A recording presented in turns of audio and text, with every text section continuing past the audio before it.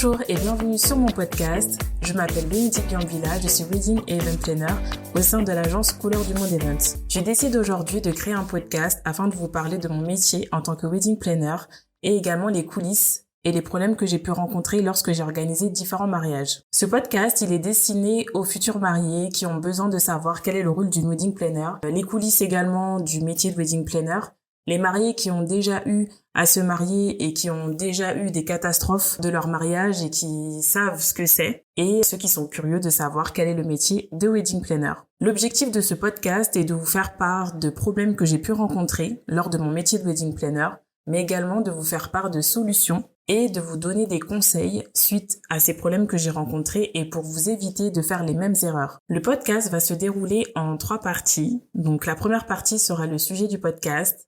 La seconde partie sera les problèmes que j'ai pu rencontrer.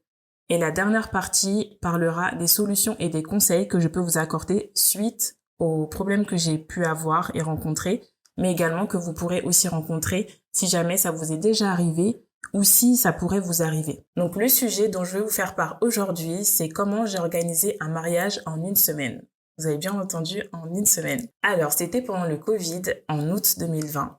J'ai une mariée qui m'a contactée afin d'organiser son mariage. Elle était perdue, elle ne savait pas forcément comment s'y prendre car elle avait prévu son mariage en mai 2020. Il s'avère que son mariage a été reporté et comme cette année, vous savez très bien, c'était l'année du Covid, donc c'était pas forcément évident. Donc elle a été victime du report de mariage. Elle n'a pas pu récupérer les sous qu'elle avait déjà engendrés au niveau d'un contrat qu'elle avait eu avec une salle qui comprenait un traiteur, une salle et un DJ. Le contrat disait que, à part le fait de pouvoir reporter si ce n'est pas la salle qui le décide, si les mariés décident d'annuler leur mariage, ils gardent 80% de la somme totale déjà versée et ils leur reversent par contre que 20%. Il faut savoir que cette salle en question n'avait plus de place durant toute l'année 2020 et demandait à ce que les mariés soit acceptent de reporter à l'année prochaine, soit d'annuler. Ils n'avaient pas lu leur contrat et se sont retrouvés à perdre de l'argent et notamment les prestataires qui étaient déjà imposés, donc comme je vous disais,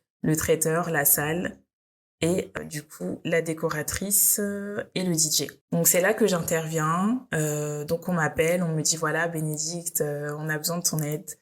Il y a une mariée qui se retrouve, quand je dis on, c'est une personne de mon équipe qui fait partie de l'agence Couleur du Monde Events, donc mon photographe, qui m'a appelé, qui m'a dit voilà, on a une qui est en détresse, elle a besoin d'aide et son mariage, il est dans 10 jours. J'étais un peu en panique, stressée, je vais pas vous mentir, parce que organiser un mariage en 10 jours, c'est pas quelque chose de très simple. Mais j'ai relevé le défi. Parce que à cette période-là, c'est vrai qu'on n'avait pas forcément de clients et beaucoup de contrats à cette période. Donc je me suis dit pourquoi pas, ça allait me remettre un peu dans le bain. Je savais pas à quoi m'attendre non plus. J'ai quand même pris le temps d'écouter cette demande et je me suis dit allez, on y va. Donc comment ça a commencé? J'ai pris rendez-vous avec la mariée et le marié, enfin les 2 futurs mariés du coup. Et j'ai pris tous les points dont ils avaient besoin, qu'est-ce qu'ils avaient besoin d'avoir comme solution. Qu'est-ce que je pouvais leur apporter dans leur mariage au niveau de l'organisation? Qu'est-ce qui leur manquait? Et qu'est-ce que je pouvais faire en fait pour pouvoir organiser ce mariage en moins d'1 semaine? Parce que du coup, une fois que j'ai pris connaissance de leur mariage, il restait que 7 jours. Donc voilà. Donc moi, ce que j'ai commencé par faire, c'est de savoir qu'est-ce qu'ils avaient et qu'est-ce qu'ils n'avaient pas. C'est là que j'ai su que au niveau des prestataires, ils n'avaient vraiment plus rien. Et que il fallait tout refaire tout de A à Z. Ils avaient trouvé une salle quand même qui était en suspens, mais ils étaient toujours en réflexion.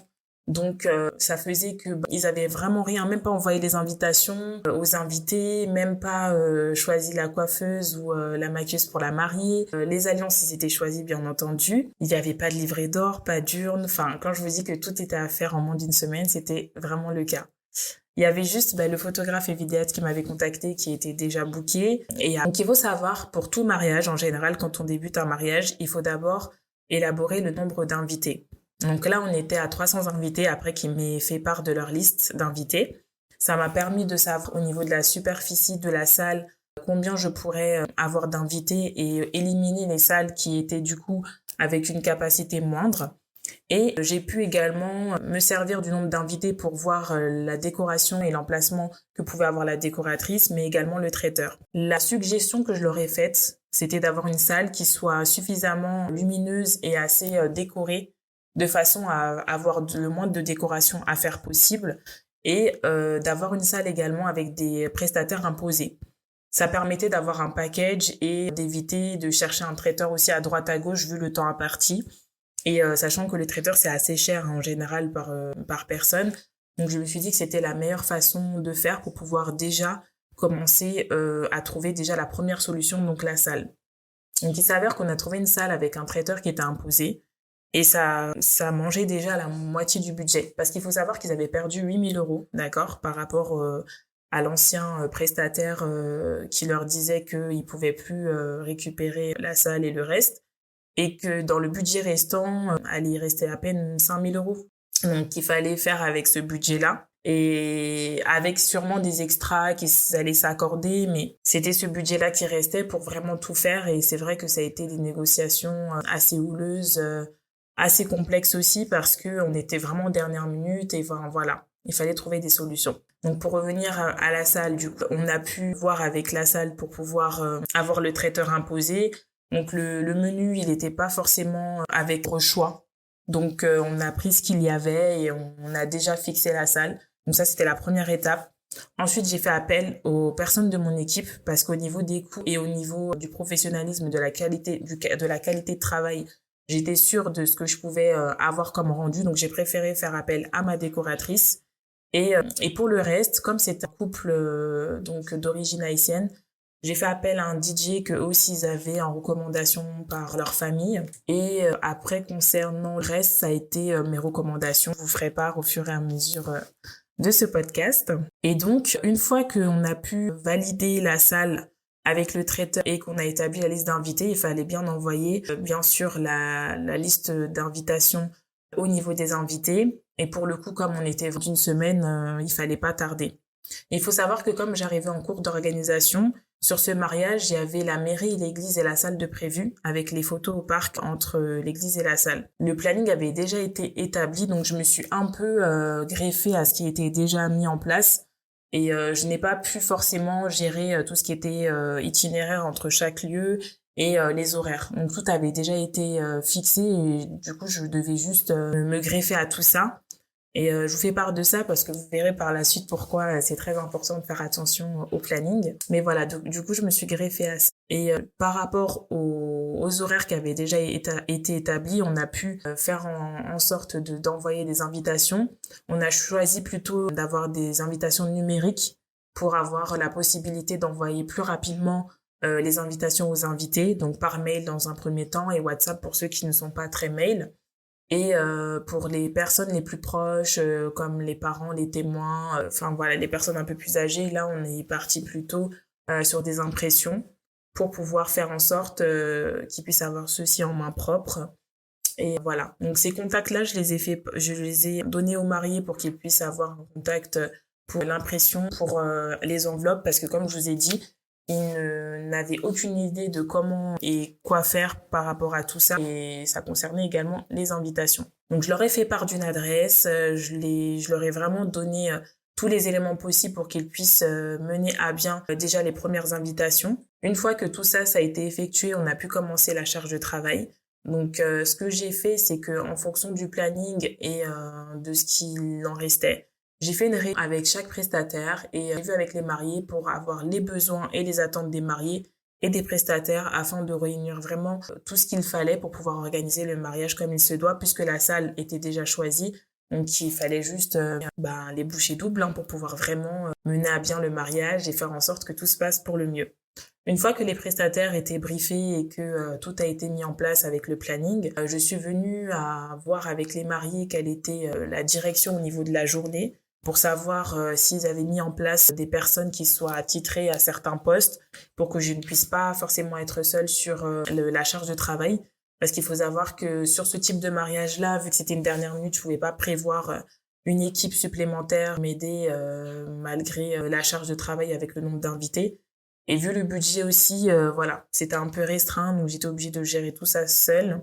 Et c'était important d'avoir quand même du soutien de la famille au cas où, pour éviter toute problématique, en tout cas au niveau de la salle ou de l'organisation en général. Donc une fois que la liste des invités a été faite, la salle a été bookée, les prestataires ont été gérés, il fallait du coup gérer le maquillage et la coiffure de la mariée, mais aussi des demoiselles d'honneur. Donc il faut savoir que le budget, comme je vous ai dit, était restreint.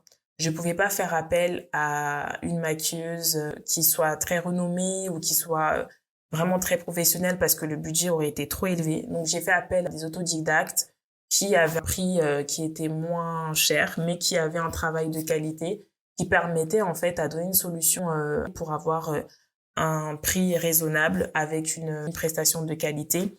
Et il faut savoir qu'il y avait 4 demoiselles d'honneur à maquiller également. Donc on a fait avec les moyens du bord. On avait négocié un prix vraiment. Enfin, vous allez me dire oui, c'est un petit prix. On était normalement, j'avais négocié pour 50 euros par personne et on est descendu à 40 euros parce qu'elle trouvait encore ça trop cher.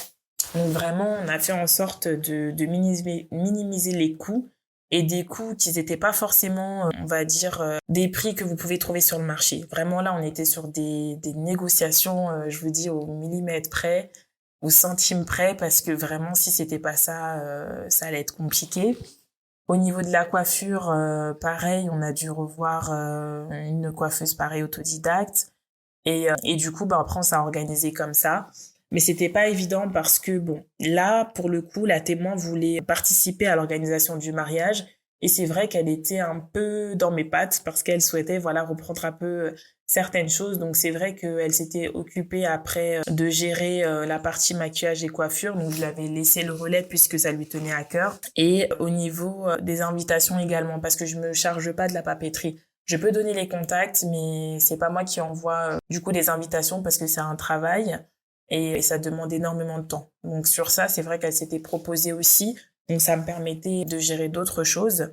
C'est vrai que sur la partie maquillage et coiffure, c'était pas forcément évident parce que il faut savoir que le jour J, alors la mairie, elle était à 16h et il est prévu sur le planning que la maquilleuse devait arriver à 14h. Donc comprenez que 2 heures pour maquiller juste la mariée et les 4 demoiselles d'honneur avec la même personne, c'était assez compliqué. Comme je vous ai dit au départ, c'est pas moi qui avais fait le planning, donc j'ai dû me greffer à ce qui avait déjà été fait. Et si vous savez, effectivement, je suis également maquilleuse, mais voilà, j'étais pas missionnée pour ça ce jour-là. Donc il était très important pour moi de faire la différenciation entre wedding planner et maquilleuse ce jour-là. Et malheureusement, je pouvais pas intervenir. Et pour ces 2 heures-là, il fallait que la mariée soit maquillée en temps et en heure pour être à la mairie à l'heure. Du coup, ce que j'ai demandé à la maquilleuse, c'est de commencer par la mariée parce qu'elle voulait commencer par la demoiselle d'honneur. Et je lui ai dit que non, il fallait absolument que la mariée soit prête pour éviter tout retard. Et que vraiment, si les demoiselles d'honneur n'étaient pas prêtes et qu'elles n'étaient pas toutes maquillées, malheureusement, ça allait se passer comme ça parce que le timing n'avait pas été fait en sorte de gérer tout ça. Donc moi, ce que j'avais demandé aux demoiselles d'honneur, c'était pour le coup de commencer à faire leur teint pour pouvoir avancer le maquillage et aider la maquilleuse à aller plus vite. Mais étant toute seule et qu'ils avaient éliminé la seconde maquilleuse par manque de budget, vous comprendrez que c'était assez complexe. Donc ça, c'est des petites choses qui se sont passées déjà au niveau de la matinée. Mais il faut savoir que la mariée, elle avait aussi oublié de faire les numéros de table. Et je me suis retrouvée la veille à faire les numéros de table sur Canva. C'est quelque chose que j'avais jamais fait, mais que j'ai dû faire parce que elles avaient oublié de le faire pour le plan de table. Et je me suis mise dans une situation où j'ai dû m'improviser graphiste, hein. Donc c'est des choses que j'ai pu découvrir au sein de ce mariage et non, j'en ai pas dormi de la nuit parce que voilà, il fallait le faire. Et effectivement, c'était un oubli qu'on m'avait fait par la veille, quoi. Et vu que la témoin, elle était un peu à droite à gauche et que c'était elle qui gérait cette partie-là aussi, il fallait bien trouver une solution à cela. Donc c'était un des petits soucis qui avait eu un peu avant. Et pour le coup, pour la maquilleuse et la coiffeuse, c'était assez compliqué.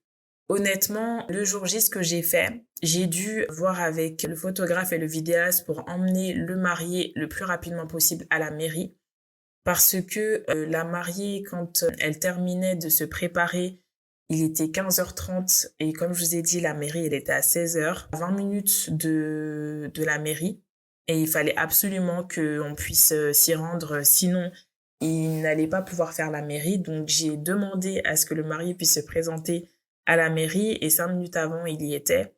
Et heureusement parce que le maire se plaignait de savoir quand est-ce que la mariée arrive et que si elle n'arrivait pas d'ici 15 minutes, le mariage serait annulé. Donc le fait que j'ai amené le marié, même si la mariée n'était pas complètement prête, ça a servi stratégiquement. Et ce qui a fait que, bon, la mariée, elle est arrivée quand même 15 minutes après. Donc, il y a eu un retard de 15 minutes.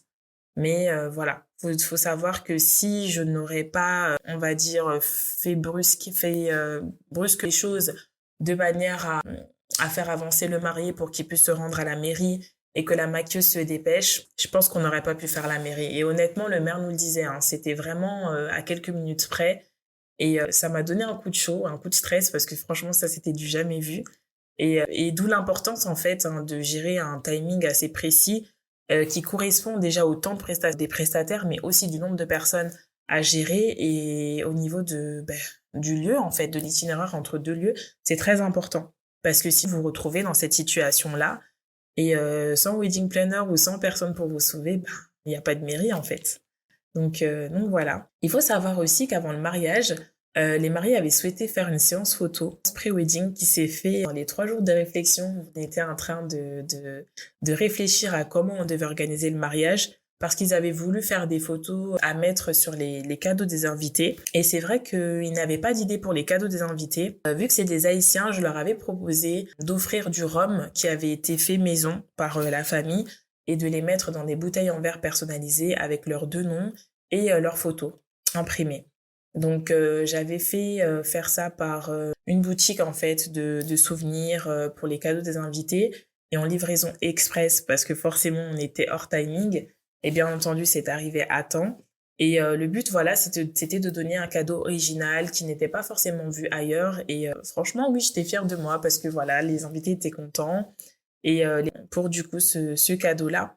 Et il faut savoir, oui, pour revenir à la séance shooting d'engagement, on avait mis ça en place avec le photographe et le vidéaste. Donc là, pour le coup, j'étais la maquilleuse du shooting parce que, vu la dernière minute, on pouvait pas trouver une maquilleuse de dernière minute. Et c'est quelque chose qui s'est fait en 24 heures. Hein. Donc on a trouvé le lieu, on les a briefés pour les tenues, pour les poses, pour vraiment qu'ils s'imprègnent en fait de l'univers du mariage et qu'ils puissent être à l'aise surtout.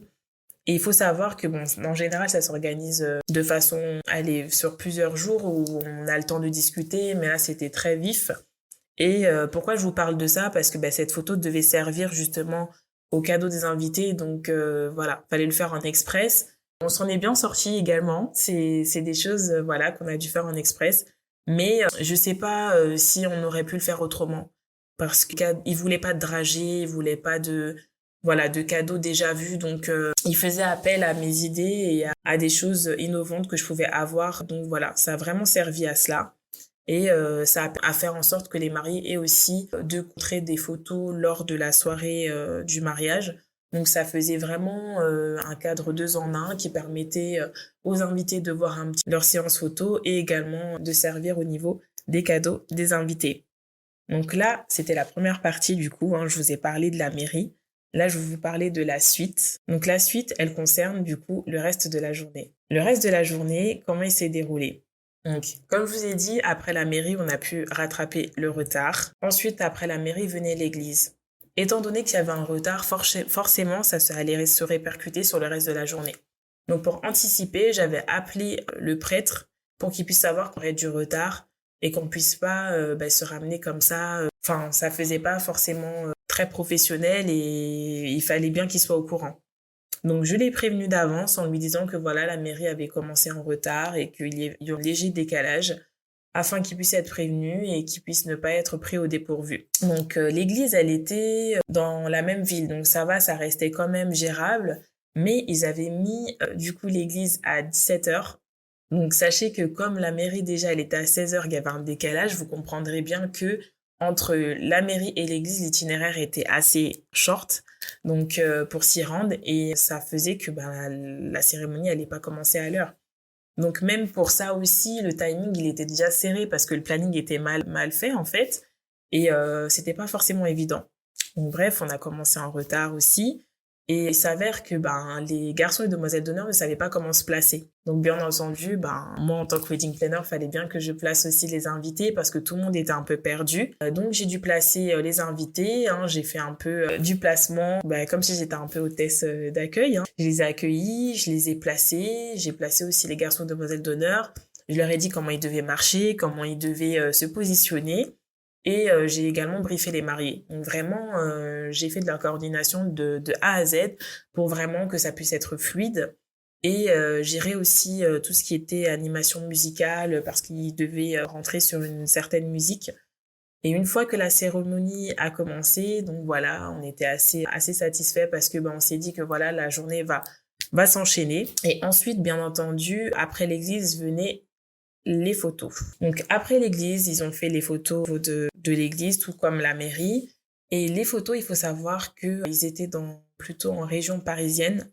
Là, on était du côté de Noisy-le-Grand et on se rendait au parc de Sceaux. Donc vous comprendrez que l'itinéraire, il était quand même assez rude et que le timing pour la salle, en tout cas, ils avaient décidé de la faire à 18h, mais que le vin d'honneur commencerait à 18h. Comme je vous ai dit, si vous vous rappelez bien, l'église, elle était à 17h. D'accord. Donc, impossible que le vin d'honneur soit à 18h, sachant qu'on se rendait au parc après, du coup. Donc, voilà, il y avait un décalage. Le vin d'honneur, il aurait sûrement commencé plutôt à 19h et du coup, le dîner à 20h. Mais je l'avais fait, tout comme à la mairie, à l'église, j'ai prévenu la salle de réception.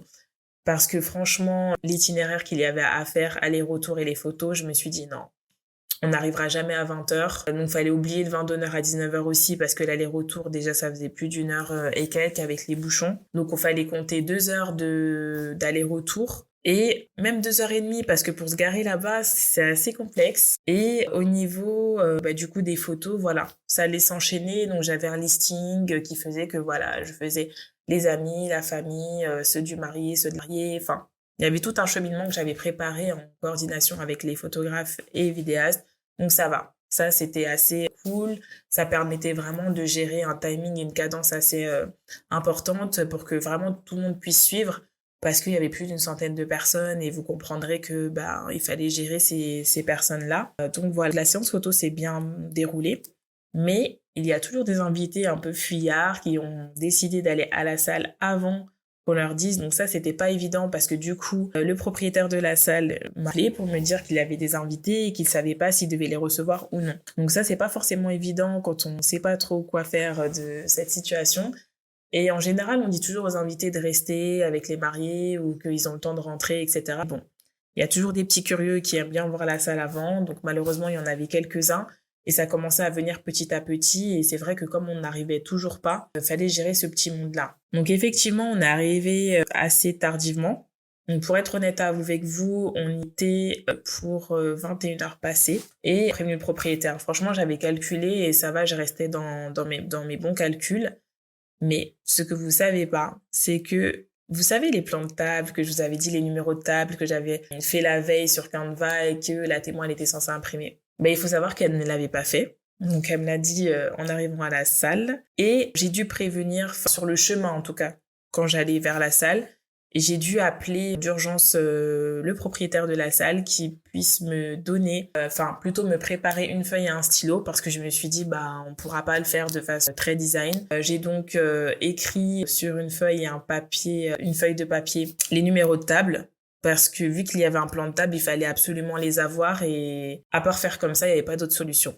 Donc je me suis improvisée à la dernière minute pour faire ce plan de table et en arrivant, j'ai dû le faire très rapidement avant que tout le monde s'installe parce que sinon ça allait être très complexe. Comme je vous le disais au début, j'avais demandé aux mariés de me faire part d'une personne de confiance qui me permettait d'organiser la gestion du... Là, elle tombait à pic parce qu'il fallait installer les invités. Donc j'ai fait appel à la cousine de l'un des mariés pour pouvoir me permettre d'installer chaque invité et surtout de les reconnaître par leur nom parce que le plan de table sur le chevalet, je peux bien dire les noms, mais je vais pas forcément identifier les personnes au niveau des visages. Donc, c'était bien d'avoir une personne vraiment qui m'épaule à ce niveau-là. Et je me suis découvert aussi un autre talent, donc maître de cérémonie. Donc, à ce moment-là, j'ai dû improviser également. Les mariés devaient faire leur entrée, donc j'ai laissé le temps à ce que le vin d'honneur puisse se passer tranquillement, que chacun puisse se ravitailler. Et pendant ce temps-là, du coup, j'installais les numéros de table sur chaque table.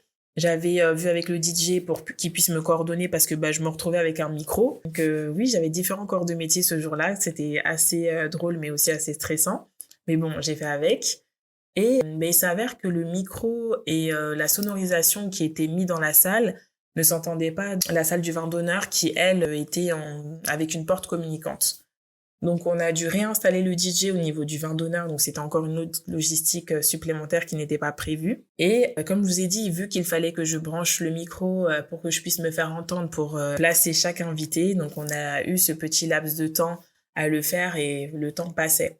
Le timing en général par rapport à cela, c'était plus au niveau du traiteur qu'il fallait que je le gère parce qu'ils avaient un temps limité pour servir le repas et également le wedding cake. Pour la décoratrice, elle avait déjà fait son travail depuis toute la matinée, donc elle avait installé la décoration, tout était nickel, tout était fait de façon opérationnelle. Et après, c'était nous qui étions un peu au niveau de l'installation et de la logistique le jour J où vraiment on pouvait que suivre ce qui se passait parce qu'on arrivait vraiment au cours d'organisation. Et c'est vrai que même moi, j'étais un peu au dépourvu parce que j'avais pas pris l'organisation de A à Z. Donc voilà. Et pour revenir à ma petite installation, donc j'ai installé les invités, j'ai appelé chaque invité au micro, la cousine a installé chaque invité au niveau de la salle. Et au niveau de la salle, chaque invité s'était installé, on avait mis une petite musique d'ambiance avec le DJ. Et une fois que tout le monde était installé, le DJ a dû se réinstaller dans la salle. Donc vraiment, c'était compliqué. Une fois que ça a été fait, mis en place, les mariés, franchement, ils étaient très impatients, le temps, il passait. Et c'est vrai qu'on avait vraiment un bon décalage au niveau de la soirée, mais bon, vu les aléas, comme je les ai expliqués, il n'y avait pas le choix, on a fait avec. Mais il y a une petite surprise encore à ce moment-là, c'est que les garçons et demoiselles d'honneur m'ont demandé si j'avais pas des idées d'animation au cours de la soirée. Donc ça aussi, c'était au dépourvu, donc je me suis dit, bon, la seule chose qui peut me venir en tête aujourd'hui et maintenant là tout de suite, c'était de faire une battle garçon-fille et qu'ils puissent s'affronter avec un duo musical. Je voyais pas autre chose parce que franchement, en dernière minute comme ça, c'était compliqué. Et au niveau de l'entrée aussi, ils étaient un peu stressés, donc voilà, je les mettais en confiance de façon à ce qu'ils puissent vraiment être dynamiques parce que c'est vrai que beaucoup d'attentes comme ça peut être stressant, fatigant et on perd un peu d'adrénaline. Donc j'ai vraiment demandé au DJ qu'il puisse mettre l'ambiance dans la salle, les ambiancer. Et après voilà, ça s'est fait très rapidement. J'ai ambiancé la salle aussi. Mais comme je vous ai dit, je me suis vraiment retrouvée sur ce mariage en tant que maître de cérémonie. Là, j'étais plus wedding planner, enfin en partie parce que je gérais un peu les aléas.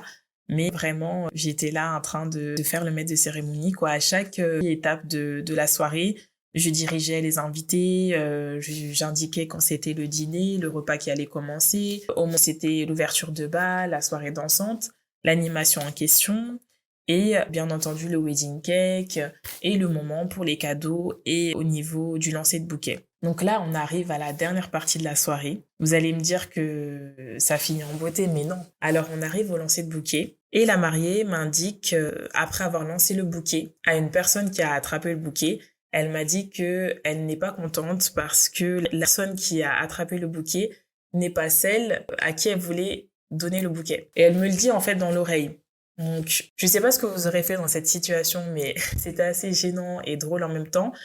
Mais il fallait bien que je satisfasse la mariée. Donc, ce que j'ai fait, c'est que j'ai dû dire gentiment à la personne qui avait attrapé le bouquet que la mariée souhaitait refaire le lancer de bouquet et que c'était pas contre elle, mais parce qu'elle tenait à ce qu'une certaine personne, en particulier de son entourage, puisse l'attraper, parce que voilà, elle souhaitait vraiment que ça soit elle, que ça soit une sorte de clin d'œil. Donc, j'ai dû un petit peu, enjoliver les choses.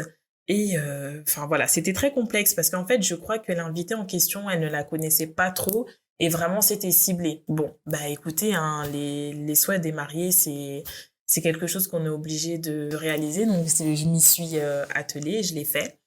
Et j'ai demandé au DJ de refaire une mise en scène pour pouvoir refaire le lancer de bouquet. Je sais pas si tout le monde avait remarqué le petit couac. Mais ça s'est fait très rapidement, mais c'est vrai que voilà, c'était assez gênant, mais j'ai dû le faire aussi. Et l'invitée en question, elle a été très compréhensive, hein, franchement, elle a pas tapé un scandale non plus, mais c'était assez particulier. Bon, en tout cas, je l'ai fait. Elle a relancé son bouquet et puis la soirée, elle a continué son cours. Et après ça, j'ai demandé à ce que les invités puissent rejoindre les mariés pour pouvoir faire les photos auprès des mariés, signer le livret d'or et puis faire la remise de cadeaux. Il faut savoir que pour ce mariage, comme vous avez vu, hein, j'étais un peu au dépourvu. Ça veut dire que je subissais moi aussi les aléas du mariage parce que finalement, comme je vous ai dit, le planning il avait déjà été établi. Il y avait des choses qui avaient déjà été faites par la famille, par l'entourage et moi je me greffais à cette organisation. Et c'est vrai que j'ai dû en fait prendre des initiatives, hein, comme vous avez vu un peu de dernière minute, par-ci par-là, essayer de gérer les aléas. Et c'était pas forcément évident. Pourquoi? Parce que je suis pas une wedding planner en général qui organise des mariages et qui est en retard. Donc les retards, c'était assez complexe, même si bon, on sait que les Congolais, on a cette réputation d'être en retard, mais moi non. Donc c'est vrai que c'était assez contraignant pour moi, oui, parce que en fait, je devais me plier un peu à des choses qui étaient là malgré moi. Et il y avait plein de petites choses qui se passaient sous mes yeux, que je devais gérer, je devais trouver des solutions. Et c'est vrai que ça terminait pas, il y avait une catastrophe l'une après l'autre. Et ouais, c'était un mariage assez stressant quand même, hein. Avec beaucoup de rebondissements et je sais même pas si j'ai oublié certaines choses parce qu'il y avait tellement de choses dans ce mariage en question. Mais voilà, en plein Covid, avec un petit budget et en moins d'une semaine, c'était pour vous dire, j'ai réussi. J'y suis arrivée avec brio, mais bien entendu grâce à l'équipe que j'ai eue, avec l'équipe de qualité et de professionnels, parce que je pense qu'il y en a qui se seraient, je sais pas, hein, mais c'est à quoi avoir une crise cardiaque ou même limite s'évanouir, hein, parce qu'il y avait de quoi. Mais franchement, c'était un beau challenge, mais beaucoup de rebondissements. Je pense pas que ça sera à refaire parce que le but c'est pas d'y perdre sa santé. Mais ce que je peux retenir de ce mariage, c'est que c'est plutôt mon amour pour ce métier et ma passion qui m'a guidée à me dire que voilà, j'y vais, la mariée elle est en détresse. Je me dis pourquoi pas. Et c'est vrai que j'aime accomplir des défis et relever des challenges. Mais oui, non. À recommencer, je pense pas. Franchement, c'était assez compliqué. Et je vous parle à cœur ouvert, c'est pas forcément évident. Je sais pas si notre wedding planner aurait réagi de la même façon que moi, avec les mêmes problématiques que j'ai rencontrées, avec les mêmes solutions. Mais voilà, je tenais à vous le raconter parce que c'est des aléas du métier qu'on peut avoir. Tout n'est pas toujours rose, comme vous pouvez le voir. Mais en tout cas, j'avais bien commencé la saison avec un mariage comme ceci. Mais ouais, c'était pas forcément évident et effectivement, c'est quelque chose qui est, en tout cas, si t'as pas les nerfs solides, t'as pas les pieds sur terre et si tu ne regorges pas d'idées ou que tu n'es pas créative ou que voilà, tu n'as pas l'habitude, oui, tu peux perdre pied parce que en fait, t'es le cœur du mariage, t'es le cœur central de tout et tout le monde compte sur toi. C'est pas forcément évident. Pour ma part, ce que je peux vous donner déjà comme premier conseil, c'est quand vous voyez que vous réunissez pas tous les critères pour effectuer votre mariage, que ce soit financier, en termes de timing, en termes d'organisation, vaut mieux reporter votre mariage et le faire dans de bonnes bases et je dirais dans de bonnes conditions que plutôt faire subir votre propre mariage. Parce qu'au final, effectivement, je les ai aidés à ce que leur mariage puisse être bien, mais eux aussi devaient être très stressés. Et je pense pas que c'est l'idéal pour des mariés de vivre leur mariage comme ça. On était dans un marathon et vraiment, ça aurait pu être mieux, je pense, si on aurait eu l'occasion de le reporter. Mais voilà, ça s'est très bien passé. Et à cette période-là, les reports, il y en avait tellement que je pense que retrouver encore des prestataires, une salle, c'était pas évident. Mais en tout cas, voilà, pour revenir au premier conseil, ça serait vraiment de vous poser les bonnes questions. Voilà, les pour et les contre. Est-ce que vous êtes prêt, en fait, finalement, à vous marier? Et si vous vous posez cette question-là, rendez-vous au salon du mariage qui se tient chaque année, 2 fois par an, à Porte de Versailles, où vous avez l'occasion de pouvoir déjà, au niveau du budget, vous rendre compte de combien peut coûter votre mariage, de vous positionner pour voir différents professionnels et prestataires du mariage avec qui vous pouvez vous renseigner. Vous pouvez également avoir une vision claire de votre mariage, vous propulser, enfin vous projeter plutôt. Ça vous permet de vous projeter, où vous en êtes et si vous êtes prêt. Et là, ça vous d'en savoir plus parce qu'en parler autour de vous, les personnes de votre entourage, en tout cas si c'est pas des personnes qui se sont déjà mariées, ça va être très compliqué d'avoir un regard là-dessus, à moins que vous faites appel à une wedding planner dès le départ et vraiment qui vous aide de A à Z. Mais si c'est pas ça, vous allez foncer dans le mur. Vraiment, parce que une organisation de mariage, c'est un projet de vie en fait. Donc, il faut être prêt. La deuxième chose que je veux vous conseiller, c'est forcément, ça part aussi au niveau du budget, être prêt financièrement, mais aussi savoir se remettre en question et savoir aussi si vous avez la possibilité de pouvoir en fait continuer dans cette lancée. Et dans ces cas-là, est-ce que vous avez, je dirais, si vous êtes en concordance en fait avec votre projet de mariage et au niveau du planning, voir si aussi vous êtes en réalité avec votre planning, parce qu'à avoir des horaires où vous calculez pas les itinéraires entre chaque lieu, comme là on a pu le rencontrer, ne pas être réaliste en fait sur ce qui peut se passer le jour J, comme les bouchons. Il peut se passer tellement de choses en fait qu'il faut toujours prévoir en fait. Il faut toujours prévoir une marge, il faut toujours en fait se dire que même si c'est à 20 minutes, on va prévoir 20 minutes de plus, en fait le double. Vaut mieux prévoir le double que 5 ou 10 minutes de plus supplémentaires, ça va jamais suffire parce qu'il se passe tellement de choses dans un mariage en dernière minute qu'on peut pas quantifier, qu'on peut pas savoir. Donc vraiment oui, le deuxième conseil c'est de vraiment revoir ces choses-là, gérer votre planning et vos horaires de façon vraiment à être réaliste avec les itinéraires et vous permettre vraiment d'avoir un cheminement au niveau de toute la journée pour ne pas vous retrouver à courir à droite à gauche en fait. Même si les lieux sont à côté, il faut vraiment prendre le temps de faire votre planning convenablement. La troisième chose que je pourrais vous dire, franchement, c'est de faire votre mariage à votre image, de pas aller se dire que bon, un tel a fait un mariage comme ça, je veux la même chose, ou vous mettre la pression parce que en fait vous voulez ce mariage, mais qu'après à vous en rendre malade en fait. Vaut mieux avoir un petit mariage, que ça soit dans vos cordes et que ça vous ressemble, plutôt que de ressembler aux autres et d'avoir un mariage qui est plutôt dans le sens où vous voulez recopier ou avoir un mariage beaucoup plus grand et que vous retrouvez plutôt à subir en fait et ne pas être à l'aise avec votre mariage et ne pas être complètement en fait satisfait, je dirais. Parce que il y a des mariés souvent qui veulent plein de choses et qu'avec toutes ces choses-là, ça rentre pas soit dans le budget ou soit dans la vision du mariage et ils peuvent en être déçus et ils font quand même leur mariage malgré ça. Donc, je pense que c'est 3 conseils qui méritent vraiment d'être vus et revus.